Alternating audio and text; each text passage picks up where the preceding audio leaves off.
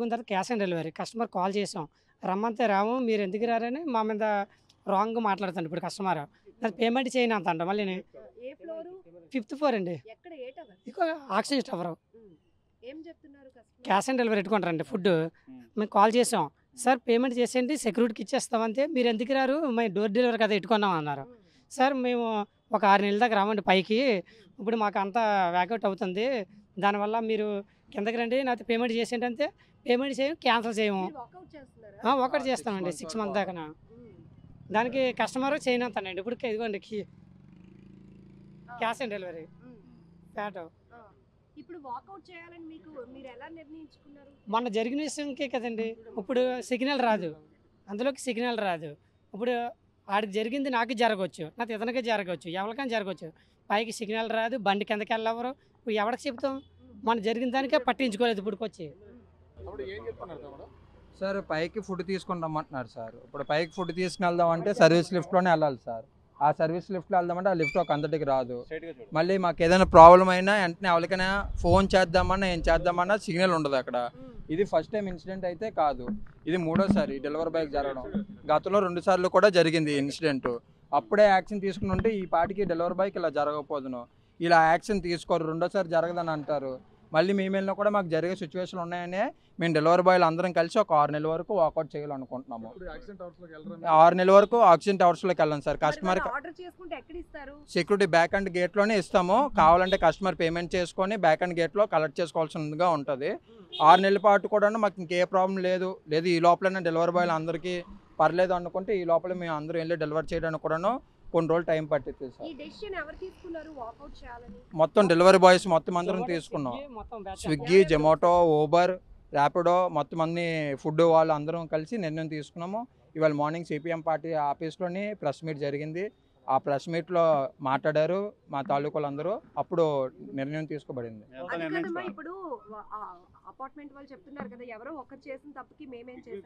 గతంలో కూడా జరిగింది. మీరు మన యూట్యూబ్లోకి వెళ్ళి ఆక్సిజన్ టవర్స్ అని కొడితే గతంలో కూడా లేడీకి ఏం జరిగిందో కూడాను మన ప్రెస్ వాళ్ళు తీశారు. ఆ రోజు ఆ లేడీకి ఏం జరిగిందో గతంలో కూడా చూపించారు.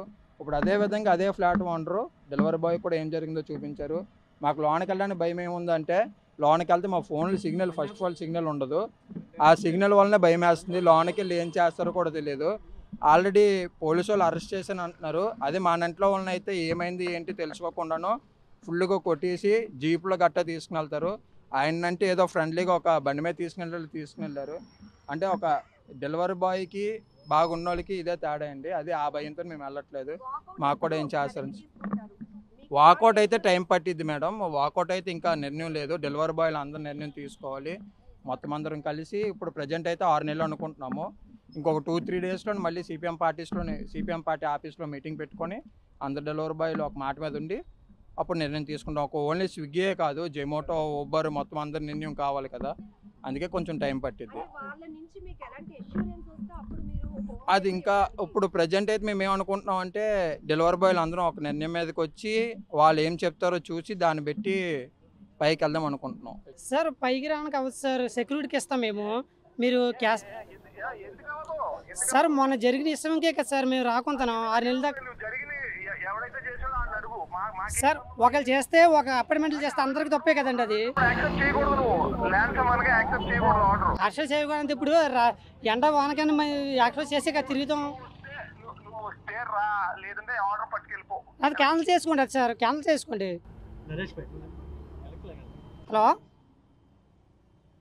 హలో సార్ క్యాన్సిల్ అని చేసుకోండి. చెప్పండి సార్.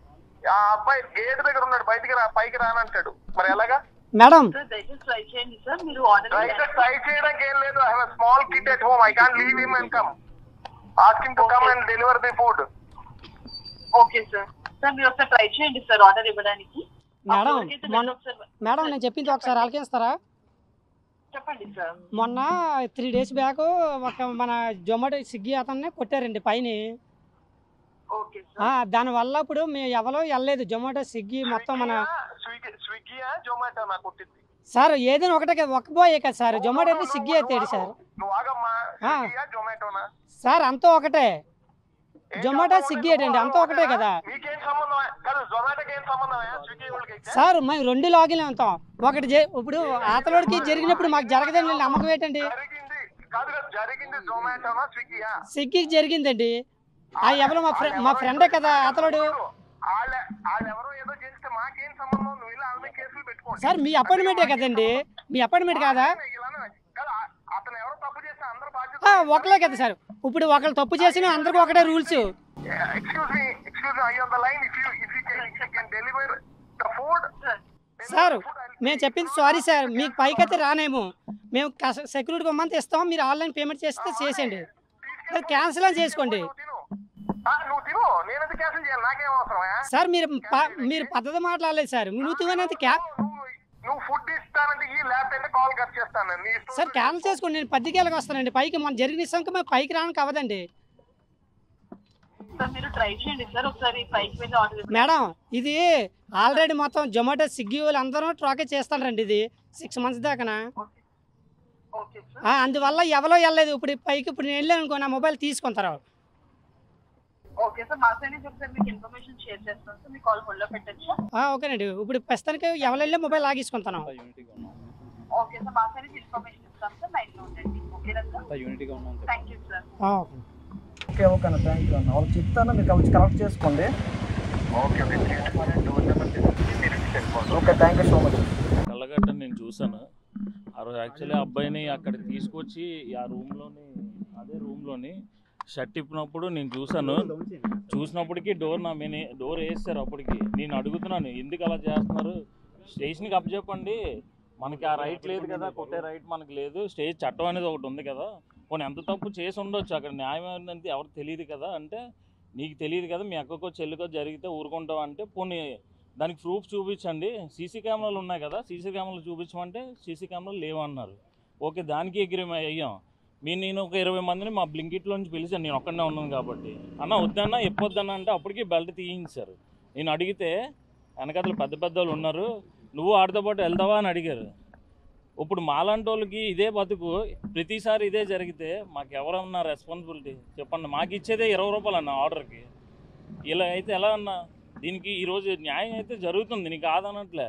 అంత దారుణంగా కొట్టాడంటే ఆఖరికి నేను ఈ డోర్ వేస్తే గేట్ దూకడానికి ట్రై చేసినా నా వెళ్ళలేని పరిస్థితి నాది. నేను ఎంత రిక్వెస్ట్ చేశానంటే వద్దన్నా, కొట్టొద్దన్నా, బతిమాలుతున్నా కూడా అబ్బాయిని కొట్టారు. కర్ర అయితే ఇరిగిపోయింది మొత్తం అంతా. మేమంతా ఫైట్ చేస్తే ఆఖరికి నేను ఒక 30 మందిని మేము అలా తెచ్చుకుంటే అప్పుడు వాళ్ళు కంట్రోల్ అయ్యారు. వాళ్ళు కూడా లోపల పని మనుషులు వాళ్ళు కూడా మాకు బాగా సపోర్ట్ ఇచ్చారు. వాళ్ళకు 20 మెంబర్స్ వచ్చారు, మేము ఒక 30 మెంబర్స్ ఉంటే వాళ్ళు మమ్మల్ని చూసి ఇదేదో పెద్ద ఇష్యూ అయినట్టుంది అని చెప్పేసి నేను డైల్ 100 కూడా కొడదామని చెప్పేసి ఆగాను. అప్పటికే వాళ్ళు పేపర్లు ఏవో రాయించుకున్నారు. పేపర్లు రాయించుకుంటే ఓకే వదిలేస్తున్నారు అనుకున్నాం, కానీ మరి అంత ఘోరంగా అబ్బాయి హాస్పిటల్లో జాయిన్ అయ్యే వరకు వస్తుందని అయితే మేము ఊహించలేదన్న. ఇది రిపీటెడ్గా ఇంతకుముందు ఆల్రెడీ ఒక పని మనిషి కాల్ ఎరగొట్టారు. అతనే మళ్ళీ మొన్న లాస్ట్ టైం కూడా అది ఫ్లిప్కార్ట్ ఆర్డర్ ఇవ్వడానికి వెళ్తే, ఇప్పుడు ఒక పర్సన్కి మీరు ఆర్డర్ పెట్టుకుంటే కాల్ చేస్తామన్న, కాల్ అవ్వకపోతే కాలింగ్ బెల్ దేనికి ఉంటుంది? రెస్పాన్స్ అవ్వకపోతే కాలింగ్ బెల్ కదా కొడతాము. కాలింగ్ బెల్ 2 సార్లు కొట్టినందుకు కూడా కొట్టుకొని కిందకి తీసుకొస్తే లిఫ్ట్లోని ఇంకెందుకు సార్ లోపలికి వెళ్ళాలి? ఒక ఆర్డర్ 5 నిమిషాలు లేట్ అయితే సర్వీస్ లిఫ్ట్లోనే మేము వెళ్ళాలి సార్. నార్మల్గా ఈ వాళ్ళకి సపరేట్గా ఉంటాయి సార్, ఆ లిఫ్ట్లో వెళ్తే 500 ఫైన్ ఛార్జ్ చేస్తారు సార్. డెలివరీ ఇవ్వడానికి వెళ్తున్నాను మేడం నేను. ఇప్పుడు అబ్బాయికి న్యాయం జరిగింది కదా, కానీ మీరు వాకౌట్ ఎందుకు చేయాలనుకుంటున్నారు? అనేక ప్లేస్లకు వెళ్తుంటారు కదా, అవును. వెళ్తున్న క్రమంలో మీకు ఇలాంటి ఇన్సిడెంట్స్ వస్తుంటే రెస్పాన్సిబిలిటీ ఎవరు తీసుకుంటారు?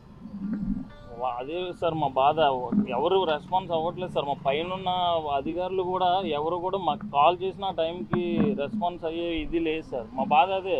నైట్ 2, 3, 4 వరకైనా మేము డెలివరీ చెయ్యాలి, మాకు తప్పదు. కానీ ఆ టైంలో ఏదైనా జరిగితే మాకు వచ్చే విధంగా ఉంటే మాకు ఇబ్బంది ఉండదు సార్. మరిన్ని వీడియోస్ కోసం ఛానల్ ని సబ్స్క్రైబ్ చేయండి. లేటెస్ట్ అప్డేట్స్ కోసం వాట్సాప్ ఛానల్ ని ఫాలో అవ్వండి. ఆ లింక్ డిస్క్రిప్షన్ లో ఉంది.